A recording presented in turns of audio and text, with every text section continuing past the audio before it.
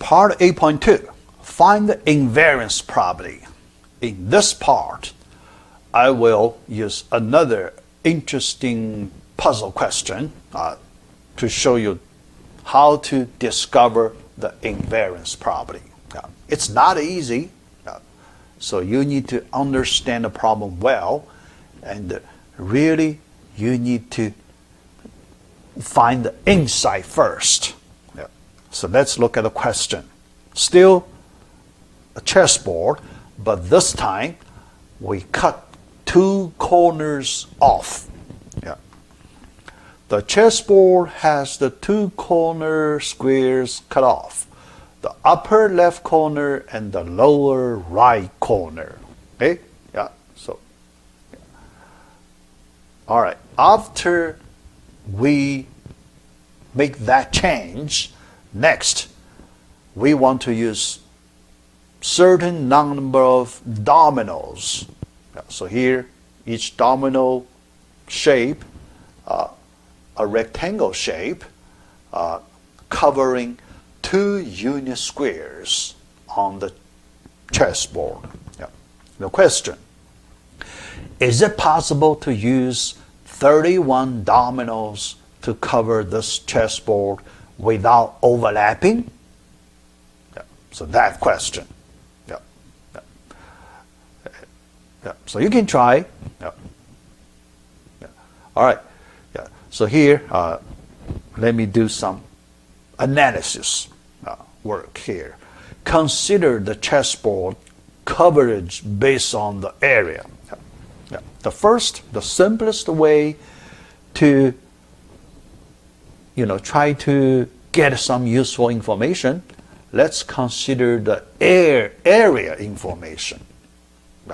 So for each unit square, let's assume it has one unit area, 1 times 1, 1 by 1. So that corresponds to one area unit. So the domino card has 2 area units. So then the chessboard without 2 corners, that's 62 area units. So then we do division, 62 over 2, so we get 31. So if we only look at the area, it looks like 31 dominoes, they have the same area as the missing corner chessboard. It seems possible, but the problem is the area information may not be enough. So we may need more information to see if it's possible to cover this special chessboard. However, the shape matters here. The shape of the special chessboard and the shape of the domino. It's important. That information is useful here. So the question is how to factor in the shapes. Because it's not easy to, manage to manipulate the shape information. All right, so let's do some more analysis work. So we need to discover the invariance property here. All right. It is very hard. So it is very hard to find the certain invariance quantity here. But let's do some more understanding. We know the problem solving relies on good understanding of the problem.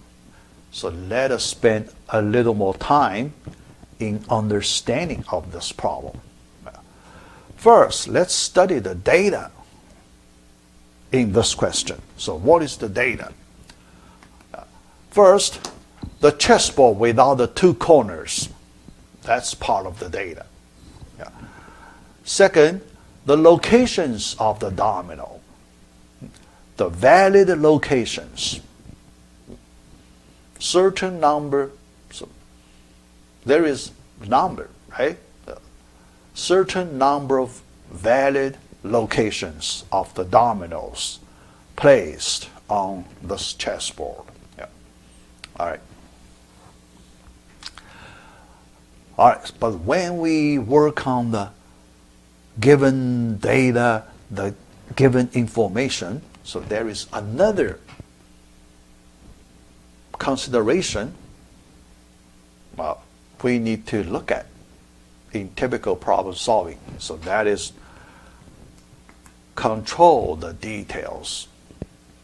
How much detail information do we need when we solve a particular problem? So let's look at the detailed information here. Yeah. All right. So in order to solve problems successfully, so we need to select appropriate amount of detail information. Appropriate. It's not the more is better. No. Yeah, so you should not use too much details or too little details. Well, so either way is not good. Okay, so you should use appropriate. Yeah. If you use too little detailed information, you may not have enough information. So that part is easier to understand, right?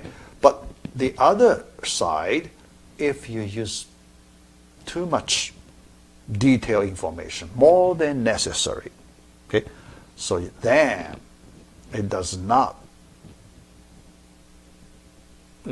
you may not get good result. Okay, the problem is too much detailed information may get you overwhelmed, or you can treat the information more than necessary distraction. So you have a lot of distractions. It's hard to find the insight, the critical property of the problem, if you use too much detailed information. Okay, yeah. All right, so here. So let's look at more detailed information, a little more. Yeah. Here, when we look at the valid locations of the domino, yeah. So one question I like to ask you, how many different locations of the domino you can find on the special chessboard? So it's another counting problem. This time we need to count the number of valid locations of one domino card on the special chessboard. That question. Okay, yeah. To solve this counting question, so we can use the similar method as the previous one. Yep.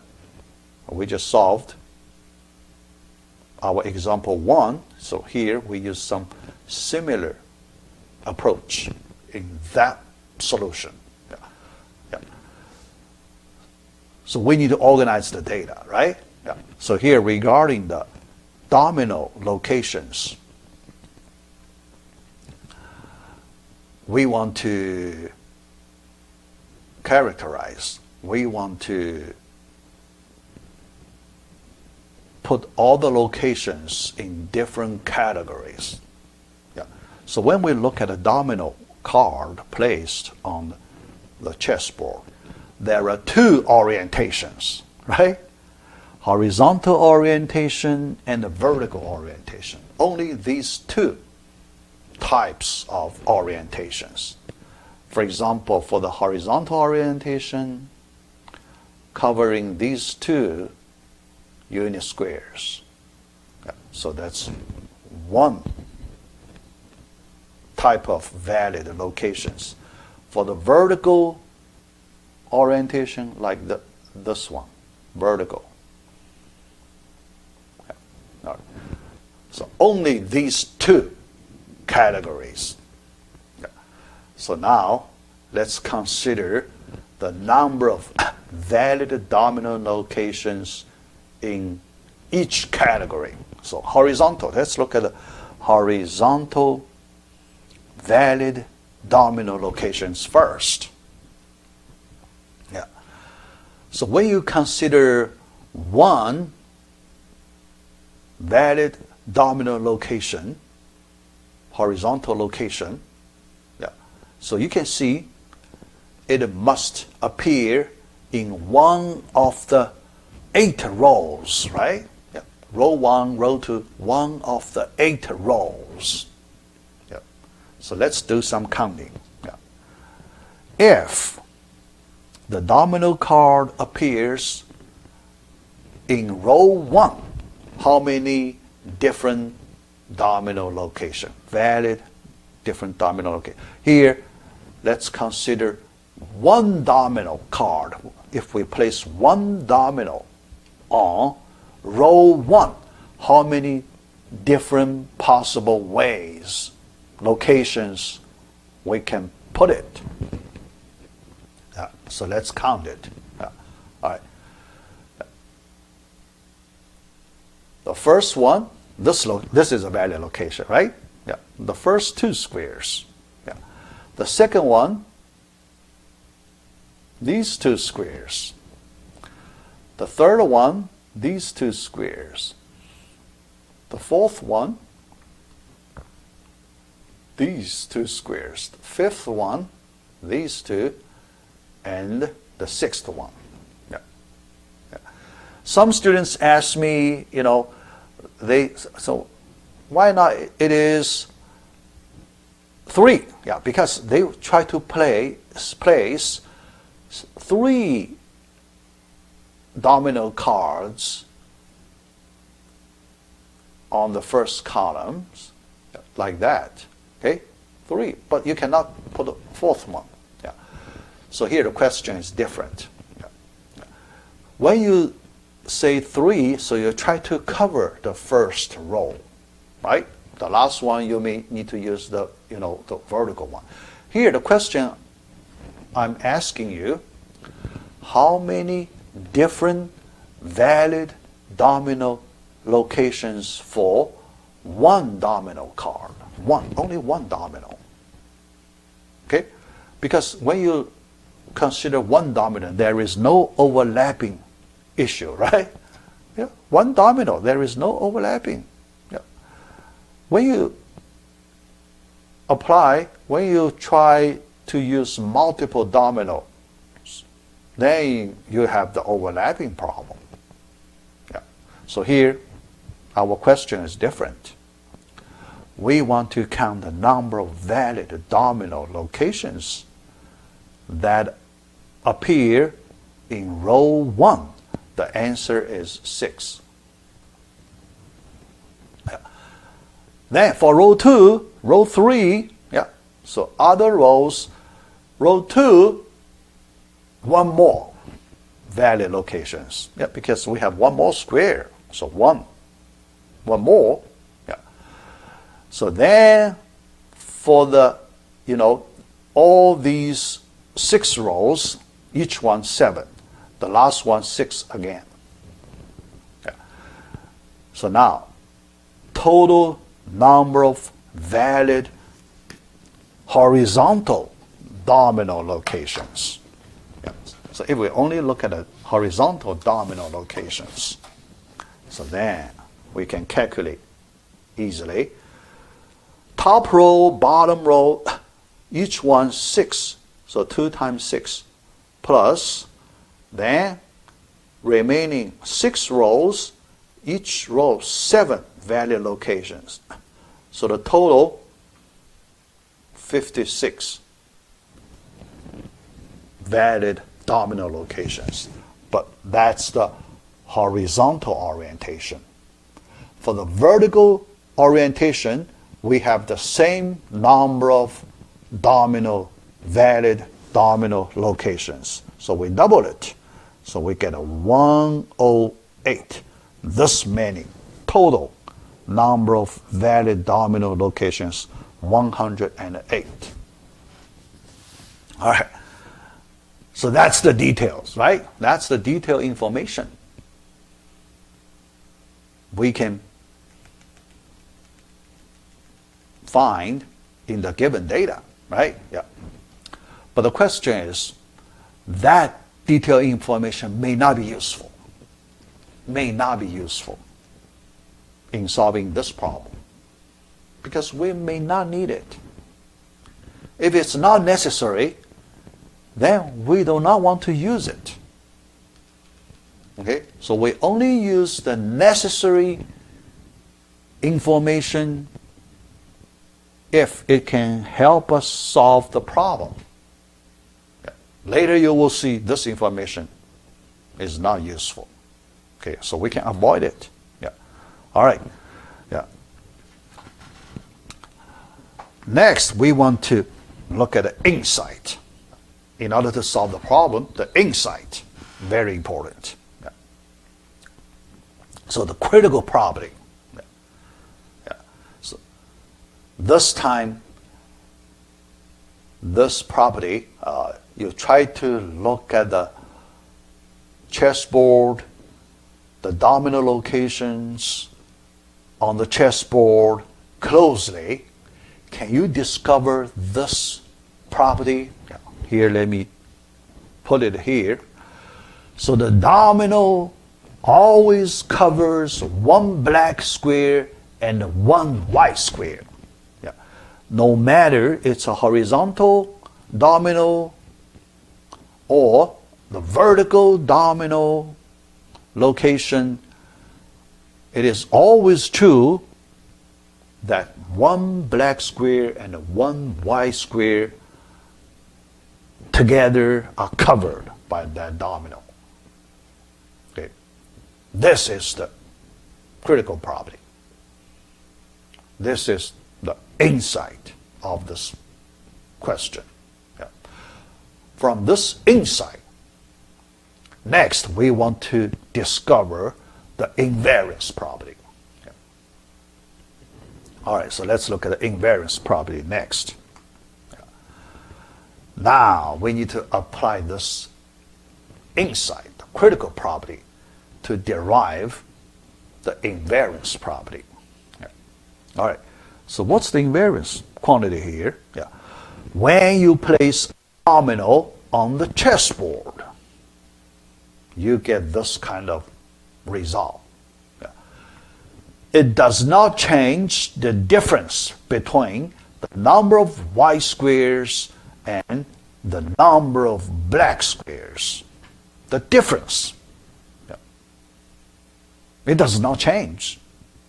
Anytime when you place a new domino on the chessboard, that difference number never changes.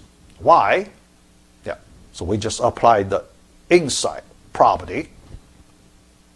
Because after you place a new domino on the chessboard, one black square is reduced, and one white square is also reduced. Okay? So you reduce the total black square number by 1. At the same time, you also reduce the number of white square by 1. But the difference is the same, right?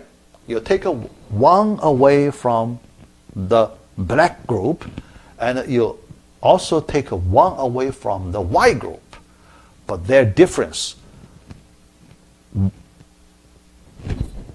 1 minus 1 cancel out, so you get the same difference number. Okay, yeah. So here we define that difference number as the invariance, because that difference never changes. So here, let me write that the definition of the invariance. That is the difference between the number of white square and the number of black square. So this is the definition of this invariance property. So can you count the number of black squares, number of white squares on this special chessboard? If you count it, you can see they are different. There are 32 black squares and there are only 30 white squares. Why? Because the two corners cut off, they are white squares. So we throw away 2 white squares. So we didn't throw away any black square. So we still have 32 black squares, but we only have 30 white squares. So the difference is 2. At the beginning, before we put any domino on the chessboard, the difference between the number of black squares and the number of white squares is 2. Yeah. And that difference number never changes when we place 1 by 1 domino on the chessboard. Never changes. Yeah. That's the invariance property. So let me write that number here. Number of black square minus number of white square equals 2. Yeah. It's always true when you place any number of dominoes on the chessboard. Definitely you need to use the valid locations and you cannot have any overlap. If you follow those rules, then this invariance property always holds during the working process of this question. Yeah. All right, now we are ready to find the answer. Yeah. So after the insight, the invariance property, now we are ready to get the final answer. Yeah. All right. Now let's apply the invariance property. At the beginning, before we put any domino on the chessboard, we look at the difference between the number of black squares, number of white squares. It is 2. All right. Then, after we put the first domino on the chessboard, we look at the difference again. It is still 2. Yeah, because the first domino does not change that difference. It takes away 1 black square and it takes away 1 white square, so the difference is the same as before. Similarly, then we place the second domino card on the chessboard. No difference, no change on the difference, right? No change on the difference after the second domino card is placed, and so on. Third, fourth, no change on the difference. All right, yeah. Until we reach, look at the point, after we place 30 domino cards. 30 domino cards. 30 domino cards cover 60 squares, right? Cover 60 squares. Yeah. But the chessboard only has 62 squares. Then 2 squares remaining. 2 squares remains. All right? Yeah. And because the difference is 2, it never changes. So those 2 squares must be in black color, right? Yeah. The remaining 2 squares, after we place 30 dominoes on the chessboard, those 2 squares must be both black squares. So the last question, can you use the last domino card, the 31st one, to cover 2 black squares? You cannot, right? Because one domino card, you can only cover 1 black and 1 white squares. You cannot cover both black squares, right? Yeah. So you get a contradiction. So your conclusion is, it is impossible to cover the given chessboard using 31 dominoes. That's the conclusion. That's the answer of this question. Yeah. So from this question, you can see how important is that invariance property. Yeah. As soon as you discover it, then you're very close to the final solution. If you use it in the right way, you can get a final solution quickly.